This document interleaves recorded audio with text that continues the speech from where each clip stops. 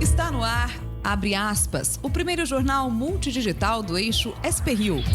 Abre aspas. Apoio. FIA. A FIA faz diferença. Sicredi. Gente que coopera, cresce. Terça-feira, 10 de dezembro, ao vivo pelos Facebooks da SP-Rio+, e do Jornal Vale, está no ar o Abre Aspas, direto dos estúdios da SP-Rio+, no Jardim Aquários, em São José dos Campos, São Paulo. Nesta edição, Fernandes assume hoje a Argentina. Mourão vai à posse. Avião da Força Aérea do Chile desaparece com 38 pessoas. Governo lança edital para leilão do 5G. Empresas de ônibus pedem reajuste de até R$ 6,22 em São José dos Campos. Defensoria quer participar de abordagens no banhado em São José dos Campos. Região metropolitana do Vale recebe 72 novas viaturas da PM. Estas e muito mais notícias logo após o comercial. Fique com a gente.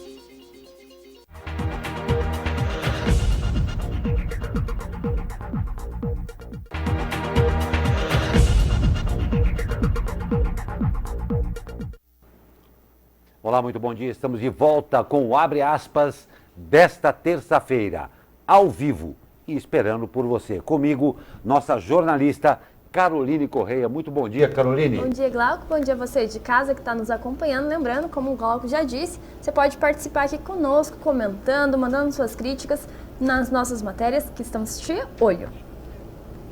E vamos às notícias de hoje. O presidente eleito da Argentina, Alberto Fernandes, e sua vice, Cristina Kirchner, tomam posse hoje.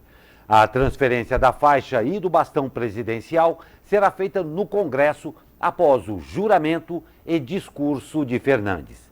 O presidente Jair Bolsonaro não participará da posse, mas enviou o vice-presidente Hamilton Mourão. Segundo Mourão, a atitude de Bolsonaro é um gesto para que as relações voltem ao normal. O presidente brasileiro disse que torce para o governo de Fernandes dar certo, acrescentando que interessa ao Brasil manter a relação comercial com a Argentina. Muito bom a decisão do Bolsonaro, né? Fernandes assume o governo aí com uma inflação de acima de 50%, com moeda do país desvalorizada e com aumento de desemprego e pobreza. Ele tem a proposta de estar aumentando, de estar colocando o país de pé novamente. Agora, a relação da Argentina está um pouco, ela provavelmente vai buscar aí fronteiras com países mais da esquerda, principalmente com o México e a Venezuela. Nessa semana a gente viu aí que o Bolsonaro não ia enviar, né, Glauco, um correspondente brasileiro para a posse de Fernandes por conta do poder ser diferente, ali ser esquerda. Fernandes ainda fez algumas provocações nas redes sociais, falando do Lula livre e tudo mais, então isso incomodou um pouco o presidente brasileiro. Mas, como o pessoal conversou bastante com o Bolsonaro, falou, olha, isso não é uma decisão muito assertiva, vamos apaziguar tudo, vamos mandar sim um representante, porque isso é visto com bons olhos, né? Ainda mais para a nossa economia. Mas a gente tem que ficar atento também ao Mercosul, né? Já que são países de diferentes esquemas políticos, então a gente tem que ficar atento, né? Porque senão o céu do Mercosul vai ficar nublado e não ensolarado como a gente quer que fique, para poder ter essa relação econômica forte com a Argentina, que é um dos maiores países aqui da América do Sul. Pois é, importantíssima a nossa boa relação com a Argentina. E a Força Aérea do Chile informou na madrugada de hoje que busca possíveis sobreviventes da aeronave C-130 Hércules, que desapareceu com 38 pessoas a bordo durante um voo para a Antártica. O avião partiu da cidade de Punta Arenas e perdeu contato com a base. Seu paradeiro é desconhecido. Das 38 pessoas a bordo, 17 eram tripulantes e 21 passageiros, dos quais 15 são da Força Aérea Chilena, 3 militares do Exército e 3 civis. Segundo o general Francisco Torres, diretor de imprensa e operações da Força Aérea, o avião estava a 700 quilômetros de Punta Arenas e a 500 quilômetros da Antártica, quando desapareceu.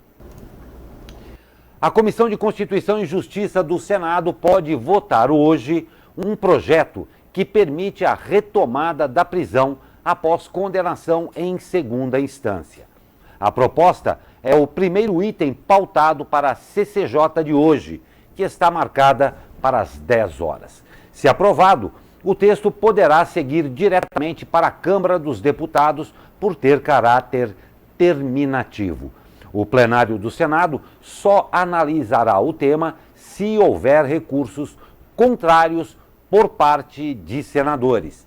No mês passado, o Supremo Tribunal Federal mudou o entendimento adotado desde 2016 e, por 6 votos a 5, derrubou a possibilidade de prisão após condenação em segunda instância. O texto na pauta do Senado altera o artigo 283 do Código de Processo Penal, o CPP, para permitir a prisão de condenados por órgão colegiado, na prática, um tribunal de segunda instância. Senado e Câmara debatem textos diferentes para retomar a prisão após condenação em segunda instância. Os senadores analisam a proposta que altera o CPP. Já os deputados, uma proposta de emenda à Constituição. Alterações na Constituição Federal têm um caminho mais demorado no Congresso. Precisam ser aprovadas em 2 turnos nas 2 casas por 3/5 dos parlamentares. Já um projeto de lei, como o que está em discussão no Senado, costuma ter tramitação mais rápida, pois depende de maioria simples de votos para ser aprovado. Bom, houve uma tentativa de acordo entre a Câmara e o Senado para ser analisado o mesmo texto, que seria pelo acordo da PEC discutida aí pelos deputados, né, que foi aquele até pedido do Sérgio Moro, que já defendeu que precisa da segunda instância, de que nem que seja feita uma PEC para ser aprovada, que esse texto precisa ser revisto, já que ela não pode mexer nas 5 cláusulas do artigo da Constituição, né, que haja uma PEC para poder ter a segunda instância. Porém, um grupo de senadores defendeu uma proposta apresentada pelo senador do Podemos. Esses parlamentares cobraram a votação do tema da CCJ do Senado e, por isso, o Senado tenta alterar agora a CPP, que é o Código Penal. Do processo penal aí. Então vamos aguardar, né? Essa novela já tá enchendo o saco de todo mundo, né, Glauco? Eu imagino. E agora o pessoal começa até a ter uma confusão, né? Porque foi votado pelo Senado, pelo CPP, foi votado por todo mundo, e aí todo mundo tá perdido. Até a gente vamos torcer pro Dr. Tarcísio vir aqui explicar tudo certinho pro nosso telespectador, né? Para mostrar passo a passo de como é que está sendo essa votação, e amanhã a gente vai conseguir dar uma desdobrada também melhor sobre isso, porque aí tem essa votação logo mais às 10 horas, então logo fica atenado na SP Rio, que a gente também faz plantão às vezes para estar falando o que está acontecendo. Não tem dúvida, é imprescindível que se resolva efetivamente isso daí mesmo. E o deputado federal Marco Feliciano foi expulso do seu partido, o Podemos. A decisão tomada ontem pelo diretório do partido em São Paulo. Segundo a executiva nacional do Podemos, o diretório estadual não tem competência para expulsá-lo e o deputado ainda pode recorrer. O documento assinado pelo presidente da sigla no estado, o vereador paulistano Mário Covas Neto, cita aspectos da conduta ética e moral de Feliciano para embasar a decisão de expulsá-lo. O documento também cita a utilização de recursos públicos para fins particulares por parte de Feliciano, fazendo menção a um caso específico em que o deputado utilizou verba pública para pagar um tratamento dentário.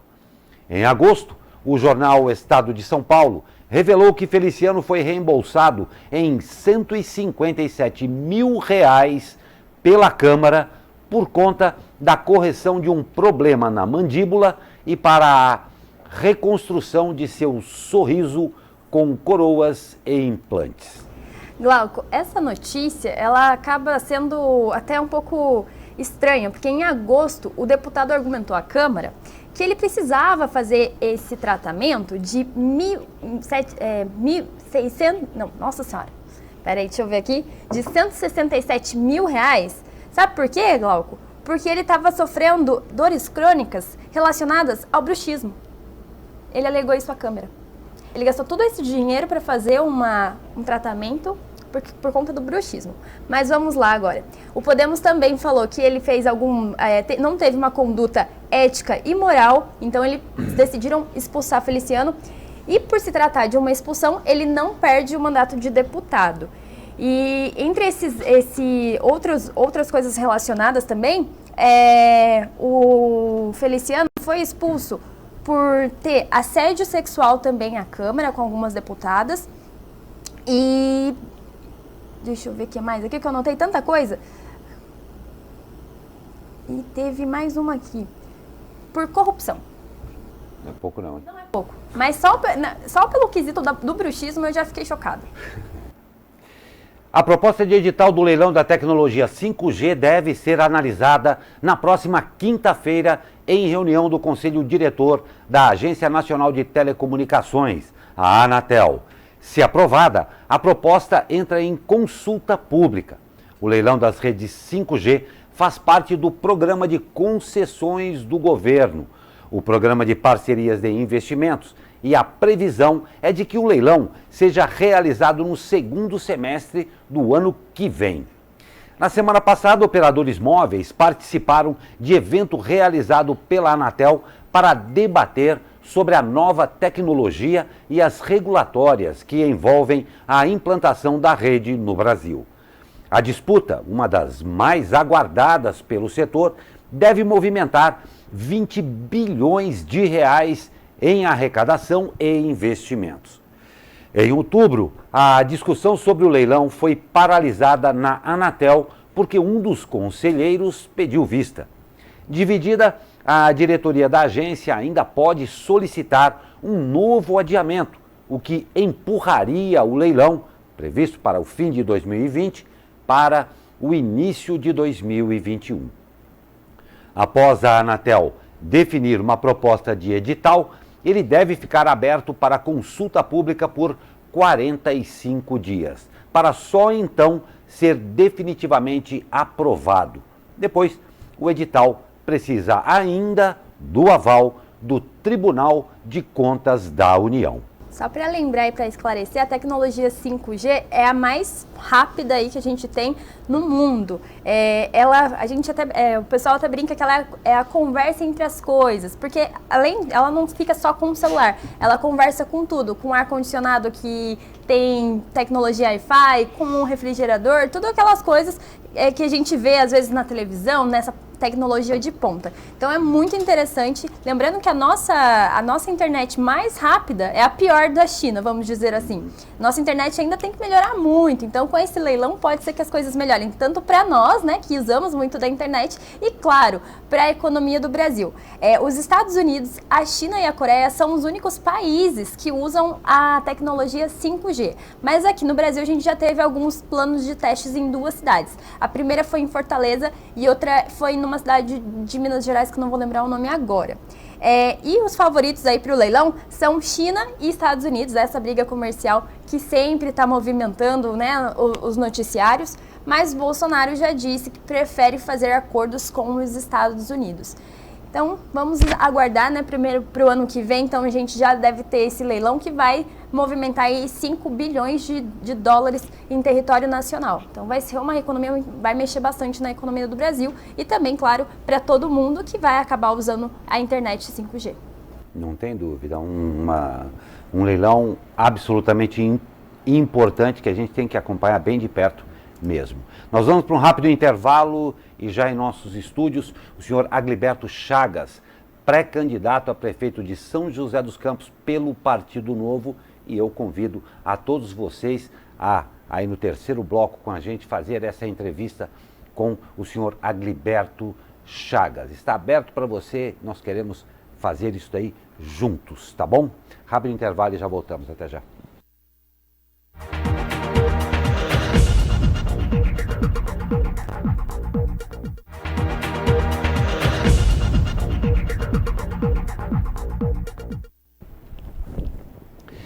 Estamos de volta com o Abre Aspas desta terça-feira e já temos participação aí, né, Caroline? Uma participação muito especial, pelo menos pra mim. A minha mãe tá aqui com a gente. Bom dia, mãe. A Célia Oliveira aí, mandando um bom dia a todos do jornal. Então, inclusive pra você, mas eu vou tomar isso como especial. E também o Luiz Rosa, mandando aquele bom dia, amigão Glauco. Esse fica pra você, tá? E todos vocês, jornalistas, bom dia pra você. E lembrando que vocês podem comentar as nossas notícias e, claro, participar ali da entrevista especial que a gente vai ter pelo pleito aí de São José dos Campos. Exatamente. Obrigado pela participação. Muito bom dia a todos vocês.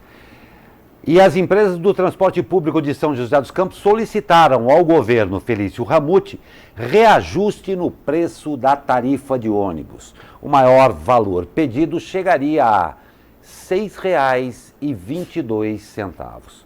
As três empresas, CS Brasil, Expresso Maringá e Sans Penha, enviaram documentos à Prefeitura com as solicitações de aumento que variam de R$ 5,64 a R$ 6,03, sem o ISS, que é o Imposto sobre Serviços, e de R$ 5,81 a R$ 6,22 com o imposto. O reajuste anual está previsto em contrato e deve ser aplicado no início de 2020. Em nota conjunta, as três empresas afirmaram que o valor do reajuste de 2019, definido após processos judiciais, ficou abaixo do previsto pelo município e que um novo valor deverá ser determinado. Em nota, a Prefeitura afirmou que vai analisar os custos com base na análise da inflação, dissídio dos funcionários, reajuste dos combustíveis, número dos usuários do transporte, manutenção da frota e que assim determinará o valor. Em 2019, esse reajuste foi uma novela. O aumento da passagem em São José deste ano estava previsto inicialmente para o dia 28 de janeiro. O valor passaria de R$ 4,10 para R$ 4,30 para o usuário comum, de R$ 4,70 para R$ 4,90 para pessoas jurídicas e para quem paga em dinheiro. Na época, a Prefeitura apontou queda de 4% entre o número de passageiros transportados em 2017. Porém, o reajuste não aconteceu, pois a Justiça suspendeu a medida. Depois de vários recursos da Prefeitura, o Tribunal de Justiça permitiu reajuste máximo de 3,02% na tarifa desde o dia 29 de abril. O passe comum foi a R$ 4,20 e o Vale Transporte para R$ 4,84. Bom, segundo a Defensoria Pública aí, esses embargos à passagem de 2019 foi devido a uma composição do Comob que recorreu de forma irregular. E sem representantes reais do transporte público, a Prefeitura acabou atendendo um pedido e montou um novo conselho. Então vamos ver aí como é que vai ser. É uma passagem muito cara, né, Glauco? A gente estava brincando aqui na redação, é mais fácil pedir Uber, né? Realmente ficou bem caro. Vamos ver como é que continua a novela agora. Porque novela nós já tivemos no primeiro, aliás, é um termo recorrente no Brasil, novelas. A Polícia Rodoviária Federal promoveu mais uma operação contra a evasão de pedágio na rodovia Presidente Dutra. A ação foi realizada na Praça de Pedágio de Jacareí. Dos veículos fiscalizados, 5 foram flagrados com histórico de evasão na Via Dutra. Eles estavam com as placas cobertas. Foram emitidos 15 autos de infração e 4 multas. De acordo com o artigo 209 do Código Brasileiro de Trânsito, evadir-se para não efetuar pagamento de pedágio é considerada infração grave. A multa, R$ 195,27, além de 5 pontos na carteira de motorista. Após o governo Felício Ramute solicitar consultas individuais com moradores do Banhado, a Defensoria Pública e a Sociedade de Amigos de Bairro do Jardim Nova Esperança pediram para integrar o diálogo com os moradores da comunidade em São José dos Campos. A proposta da Prefeitura é mais uma ofensiva para que os moradores da comunidade conheçam e aceitem ao programa de transferência voluntária, que após um ano em operação registrou a saída de 37 famílias do núcleo. Recentemente, o município chegou a contestar a Sociedade de Amigos do Bairro e afirmar que mais pessoas poderiam ser favoráveis ao programa. De acordo com a Defensoria, o pedido para a participação da abordagem foi necessário para que a conversa com os moradores ocorra com lisura.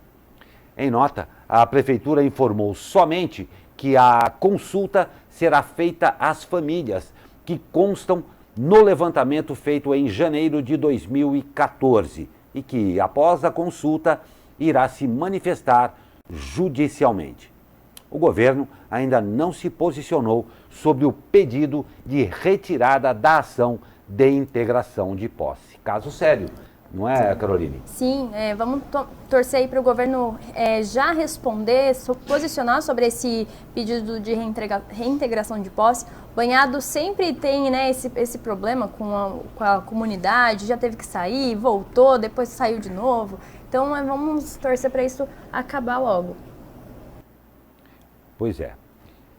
E o Estado entregou ontem 72 viaturas e um caminhão destinado ao Corpo de Bombeiros para reforçar a frota da Polícia Militar no Vale do Paraíba. A entrega faz parte de um pacote de investimento de aproximadamente 100 milhões de reais para a aquisição de 1.820 veículos para todo o Estado.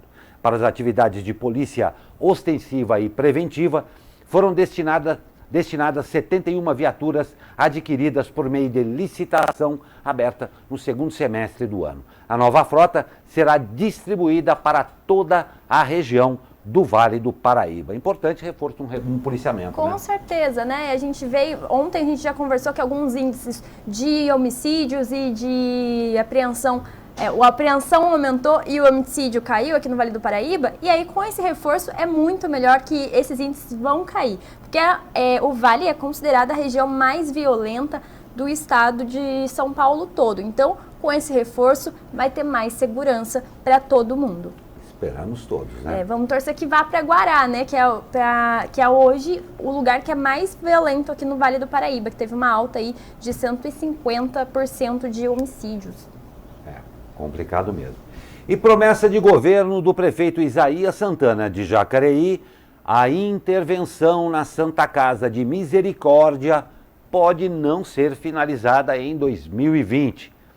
Recém-prorrogada, a medida foi ampliada para mais 6 meses, mas, segundo o próprio prefeito, será prorrogada novamente. Segundo ele, o obstáculo continua sendo a dívida trabalhista herdada pelo hospital. Abre aspas.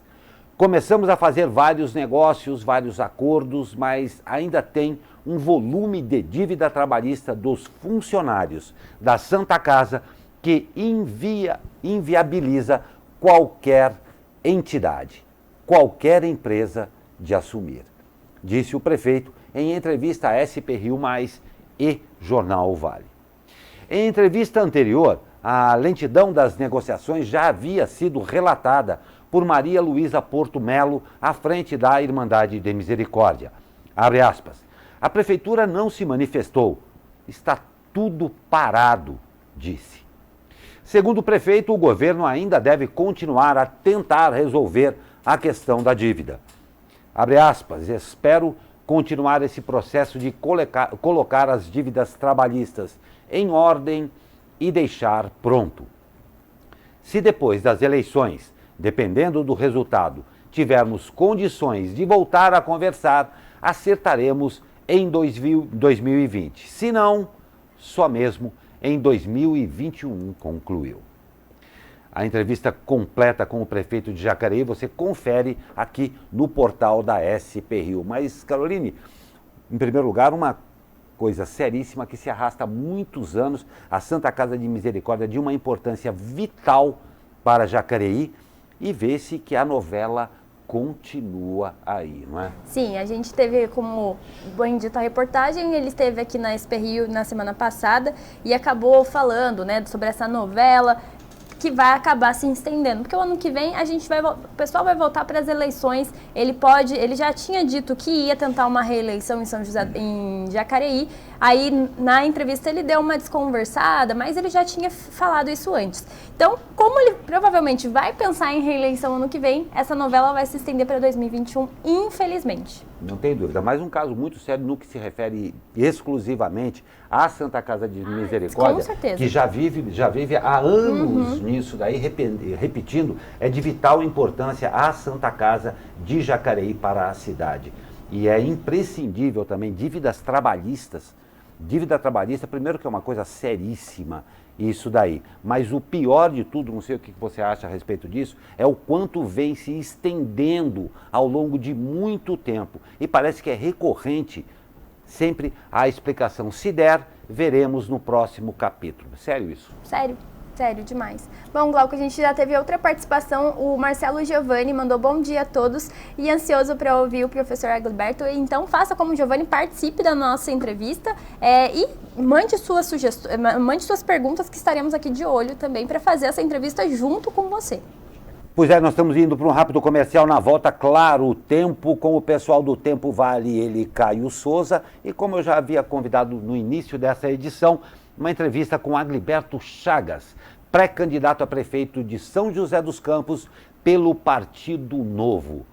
Nós vamos fazer essa entrevista junto com você. Rápido intervalo e já voltamos. Fique com a gente.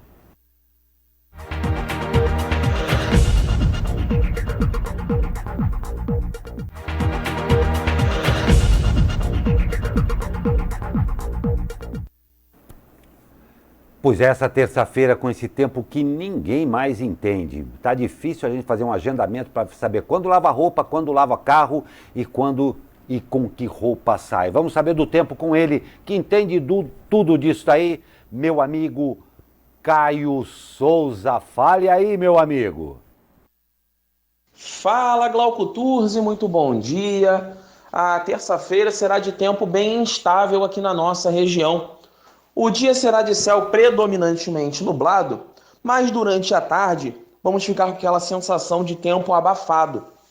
As temperaturas máximas devem chegar aos 28 graus no Vale do Paraíba, 27 na capital e no litoral e 21 na Serra da Mantiqueira.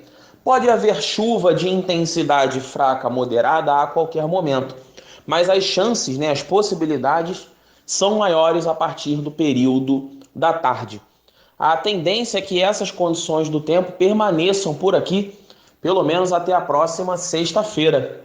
Caio Souza, direto da sala de operações do Tempo Vale, para o jornal Abre Aspas. Muito obrigado, Caio Souza. Um abraço a você e a todos aí do Tempo Vale. Então chegou a hora, como a gente já chamou algumas vezes aqui desde o começo, nós temos o prazer hoje de receber o professor Agliberto Chagas, pré-candidato a prefeito de São José dos Campos pelo Partido Novo. Agliberto, uma enorme satisfação tê-lo mais uma vez em nossa bancada aqui, dessa feita num momento todo novo, um momento que eu tenho certeza em que você se preparou muito e que nós temos um grande prazer de recebê-lo. O Partido Novo, que também, dentro de toda essa sugestão e propostas que vem trazendo já há bastante tempo, tenho certeza que tem algumas coisas muito bem fundamentadas para o governo de São José dos Campos. Mais uma vez, seja muito bem-vindo e eu quero começar exatamente por aí. Momento novo para uma nova eleição e com o Brasil com viés de também estar mudando, né? Seja muito bem-vindo, muito obrigado. Bom dia, Glauco, bom dia, Carol, bom dia aí os internautas, né? Telenautas, internautas. A gente nunca sabe, não tem problema não. Para mim é uma honra estar aqui, eu estava com saudade, né? de comentar aqui, de estar atuando com vocês aqui no jornal. E realmente é o que você falou, né? Nós temos aí ares novos no Brasil. Aliás, não é só no Brasil, é no mundo, né? E eu atribuo esses ares novos à revolução digital que a gente tem aí nos últimos 20 anos, pelo menos. E a democratização do acesso à informação, e eu também atribuo que a gente está num momento de transição, porque ainda temos, por exemplo, essa revolução digital, esse acesso pegou o Brasil com altas taxas de analfabetismo funcional, então dificulta as pessoas diferenciarem fato de opinião, né?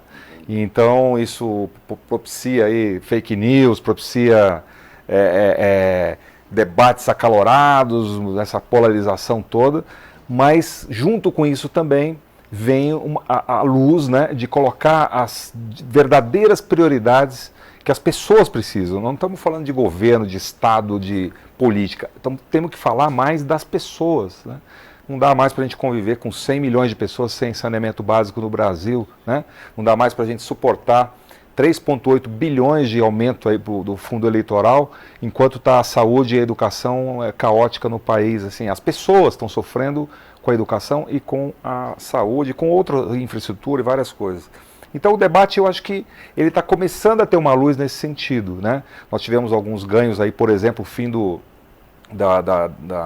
custeio do horário eleitoral aí, da televisão, tudo isso, mais de 200 e poucos milhões aí de recursos que eram tirados dos cofres públicos, que poderiam ser usados para outras coisas e eram usados para a propaganda eleitoral dos partidos. Então eu acredito que realmente tem momentos novos e São José dos Campos é um local vanguardista, é uma cidade vanguardista, sempre esteve na vanguarda do nosso país aí nos últimos 100 anos pelo menos. Aqui é terra de poetas, aqui é terra de pesquisadores. Eu brinco que a gente faz bicho que voa, né? E todo mundo que faz bicho que voa tem talentos aí especiais que a gente pode aproveitar em diversas áreas. Tivemos exemplos aqui na cidade com Sobral, com Emanuel, com mesmo outros prefeitos, Joaquim Bevilacqua, vários aí que tiveram aqui na cidade, que tiveram a oportunidade de colocar São José num patamar internacional. Hoje a nossa cidade é uma cidade reconhecida mundialmente, em que pese que a gente tem um modelo de política que, como eu disse, tem feito alguns avanços, mas ela estagnou em alguns aspectos. A gente precisa dar o próximo passo, como foi dado na década de 70 e como foi dado pelo Emanuel. Daí para frente as coisas estagnaram um pouco, está mais do mesmo, colocando as coisas assim em quantidade, não trabalhando mais a qualidade. Perdemos índice de IDEB, que é o que mede a qualidade do ensino, temos um problema na segurança, uma das regiões mais violentas do não Estado. Não tem dúvida. Os problemas, desculpe, Agilberto, os problemas não faltam. É que nosso tempo aqui é um pouco exíguo, eu tenho certeza que você sabe também. Nós vamos dar uma espremida em você aqui, no que se trata de São José dos Campos. Claro, a participação a você está aberta aqui também, mas, como diria, vamos por partes. Vamos lá. A princípio, decidido a pré-candidatura, estamos a caminho de uma disputa que não vai ser fácil também, mas para iniciarmos, o que você vê como prioridade dentro do que você vai expor como plataforma? Até porque o senhor tinha desistido do pleito e aí acabou resolvendo mudar de ideia, né? O que aconteceu também sobre isso? Tá bom. A primeira coisa por essa questão, Carol, é o seguinte: eu tive uma votação expressiva para deputado, mas eu nunca fui uma pessoa que tivesse grandes paixões pelo poder em si, né? Eu tenho paixão pelos projetos, pela execução. Então eu saí da candidatura a deputado com muita tranquilidade de missão cumprida e tal, e eu tinha avaliado aí com a minha família que eu ia retomar alguns projetos pessoais, como academia, algumas outras coisas. Mas aí alguns colegas, alguns especialistas, o pessoal do partido mesmo, conversaram comigo: olha, você tem um patrimônio político e muitas pessoas gostaram e deram o seu voto para você. Então não é justo que agora você interrompa isso e nós precisamos que você também aí tenha uma participação, leve essa experiência para ajudar inclusive todo o grupo. Então eu realmente voltei com a minha decisão a pedido desses colegas aí. A segundo aspecto importante, eu priorizarei pessoas. A orientação, já tem um time trabalhando, zero para minha equipe é a seguinte: vamos fazer de tudo para analisar como é que a gente pode investir nas pessoas em São José dos Campos. São José dos Campos vive do quê? Vive do talento das pessoas, do ITA, o talento das pessoas do CTA, do INPE, do Parque Tecnológico, das escolas. Sempre nós galgamos o desenvolvimento sustentável da nossa cidade, investindo em pessoas. E isso, eu acredito que o nosso diagnóstico não aponta nesse sentido hoje. Esse desafio foi colocado em segundo plano. Se colocou muita força em obras, em monumentos, aí que nós fazemos uma crítica construtiva. A cidade está indo bem, não tem problema nenhum. Respeito muito o trabalho que o Felício tem feito. Eu brinquei com ele, aliás, foi até aqui na rádio, que nós podemos fazer uma campanha que vai elevar a régua do debate político em São José dos Campos. Muito bom. É propositivo, não tem inimigo nessa história, mas nós não vamos deixar de fazer a crítica propositiva em cima dos projetos que nós queremos fazer. O senhor foi um dos idealizadores do Parque Tecnológico, né? A gente pode esperar que a campanha seja baseada em projetos de inovação e desenvolvimento? Com certeza.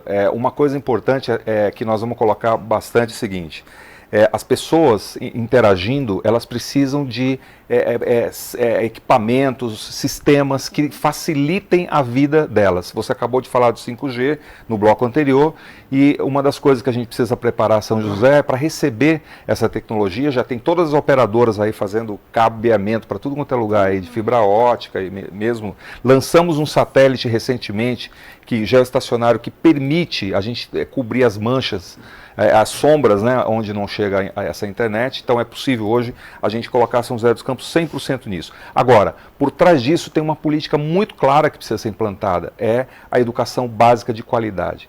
Educação básica de qualidade pressupõe 3 coisas fundamentais. Primeiro, gestão. O problema não é dinheiro. Estamos chegando a quase 800 milhões no orçamento para a educação em São José dos Campos. Valorizar o professor. Né? Então precisa melhorar a gestão, valorizar muito o professor. O professor não pode ganhar em média R$ 2.200 para fazer uma educação de qualidade. Por que ele não pode?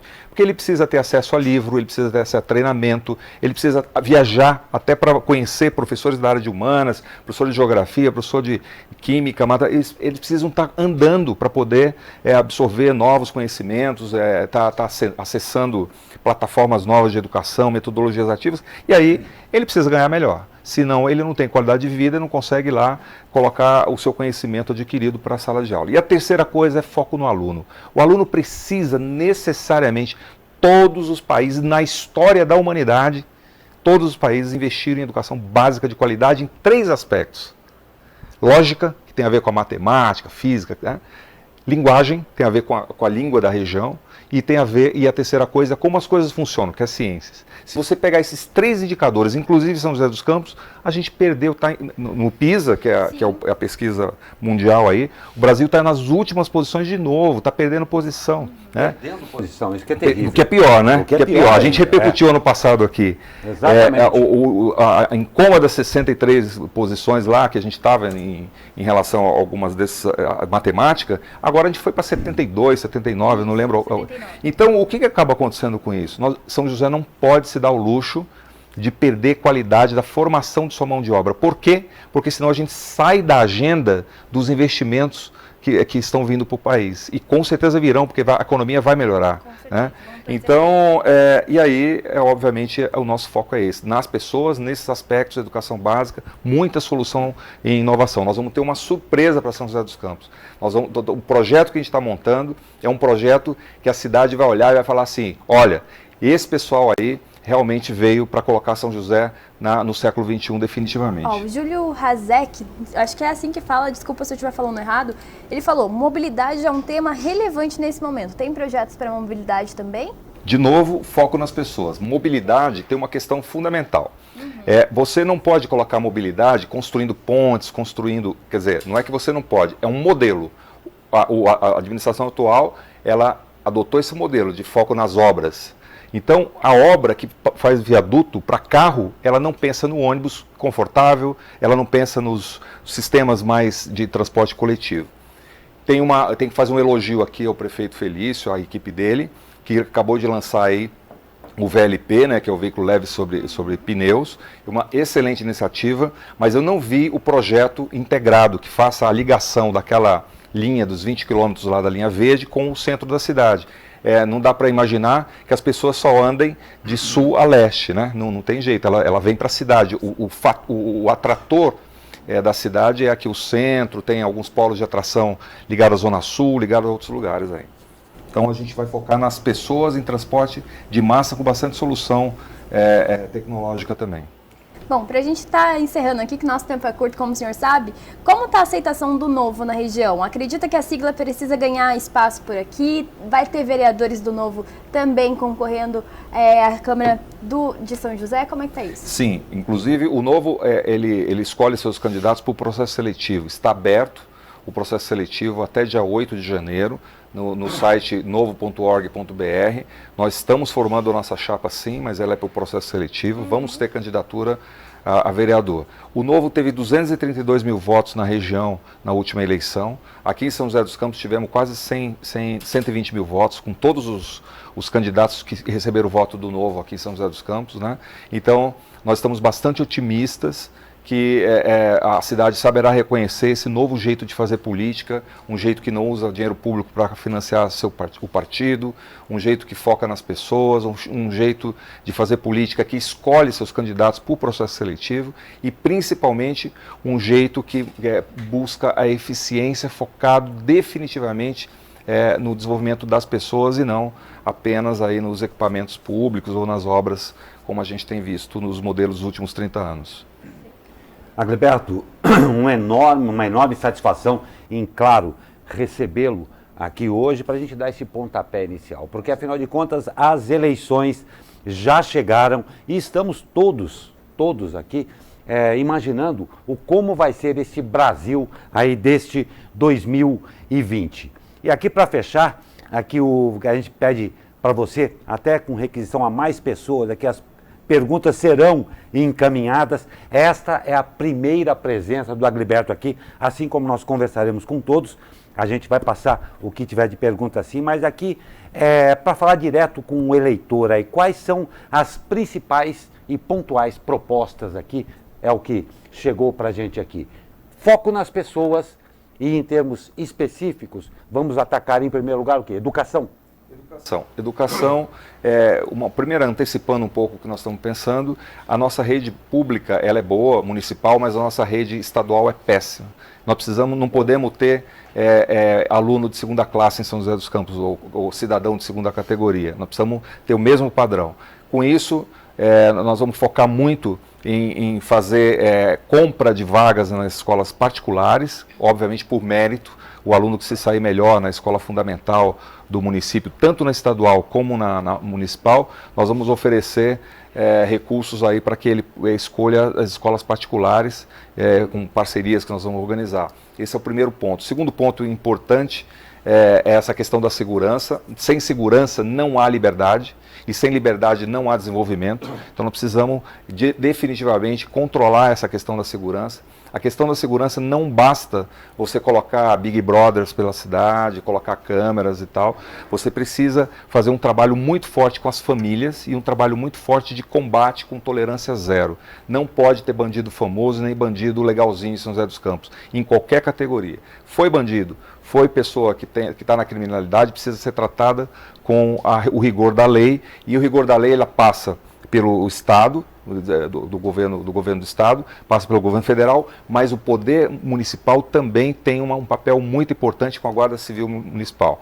Em Sorocaba eu tive um aprendizado muito bom quando eu estive lá implantando o parque. A Guarda Civil Metropolitana Municipal lá de Sorocaba fazia combate ostensivo. Aliás, teve uma época que ela estava conseguindo mais resultados na criminalidade do que o próprio governo do estado com a PM. Então eles tinham uma parceria muito forte e ela atuava também de forma ostensiva. Aqui, um dos fatores fundamentais para a gente começar até ter uma educação boa, ter o resultado aí de todo esse processo de melhoria da cidadania das pessoas, que isso também contribui para diminuir o índice de violência e o índice de segurança ruim, nós vamos ter que fazer o combate mais organizado e mais firme. Hoje, por exemplo, recentemente estive no Novo Horizonte, na Praça do Novo Horizonte, fiquei assustado com o movimento de drogas que tem lá, né? E isso não me deixou feliz como cidadão. Eu fiquei bastante triste, inclusive, em ver que o crime está em todos os lugares da nossa cidade, de forma aí sem ser combatido com eficiência. Não tem dúvida. Agleberto, realmente, a gente até acabou se estendendo aqui em função do que havia chegado por parte dos nossos internautas. Eu agradeço muito a sua presença aqui. Claro que é a primeira de muitas, vamos entrar esse ano aí. Nós faremos isso com todos os candidatos. A SP Rio Mais tem um compromisso muito sério com você de trazer e poder levar esse papo aberto aqui. Hoje começamos com o Agilberto Chagas, é sempre um prazer, repito isso daí. O que faremos com todos eles com a mesma transparência e com o mesmo tempo também. E, claro, sempre contando com a sua participação. Agilberto, muito obrigado. Eu agradeço bastante. bastante. Em breve estarmos aqui de volta. Estou à disposição, é só chamar. Perfeito, então. As portas Obrigado. da SPRI estão sempre abertas, viu? Tá joia, obrigado. Obrigadão, Agilberto. E vamos de esportes. Olha só, acho que a notícia que teve aí da semana. E a novela da Rússia teve o fim.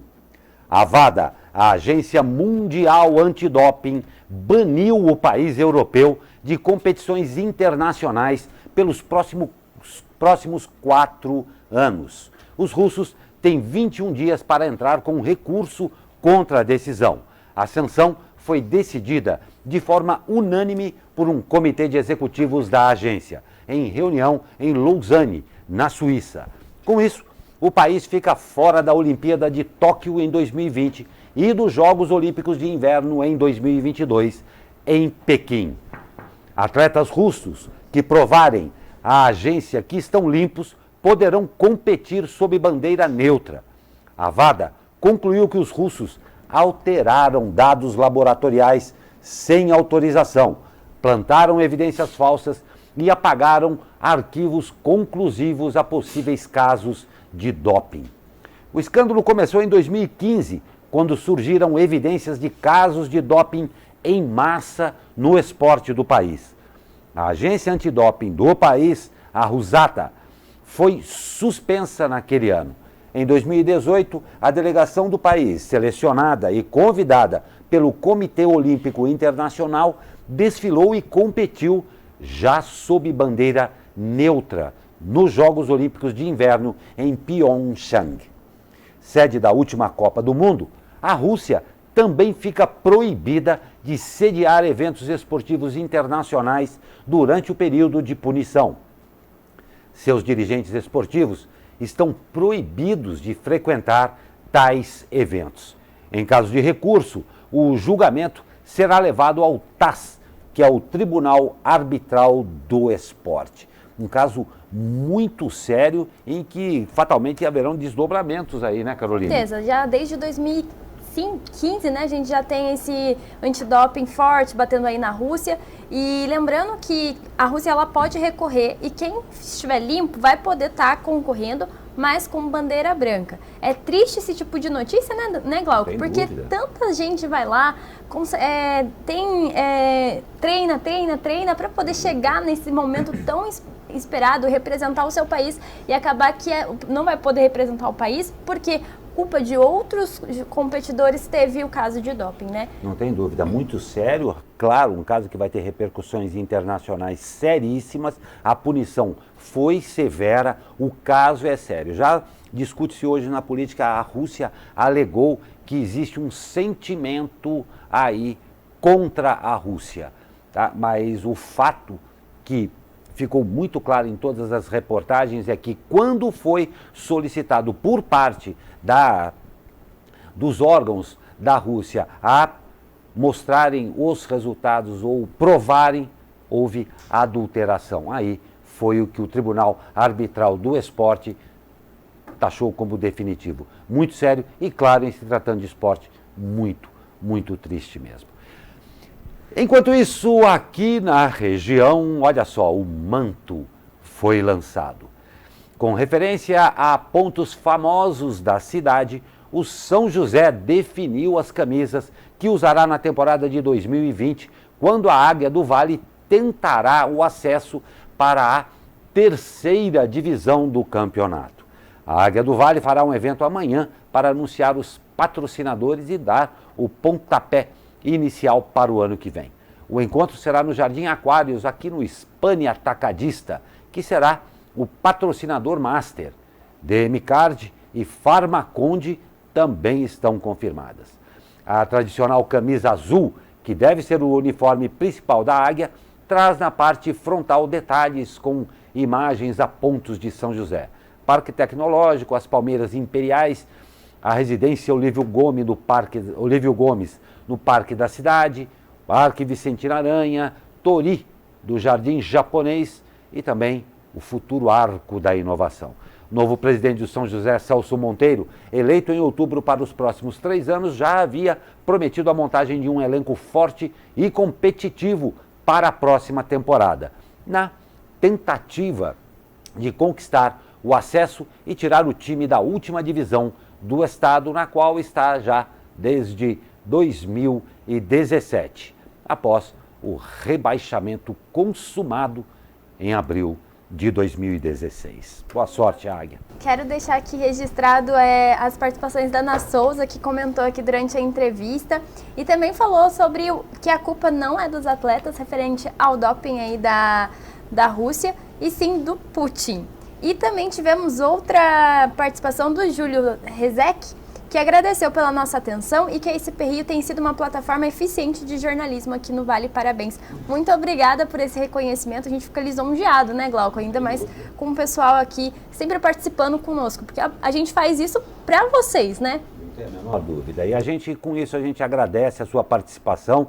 Lembrando que amanhã estaremos de volta ao vivo e, claro, e sempre contando com a sua participação. Eu agradeço a participação da nossa jornalista Caroline Correia. Muito obrigado, Caroline. Obrigada por mais um jornal aqui ao seu lado. E, claro, a você de casa que acompanhou a gente. Amanhã estaremos aqui de volta. Exatamente. Muito obrigado. Um ótimo dia para você. E a você que nos acompanhou, também uma ótima terça-feira. Cuidado, que à tarde pode chover. Até amanhã. SP Rio Mais. Conteúdo de verdade.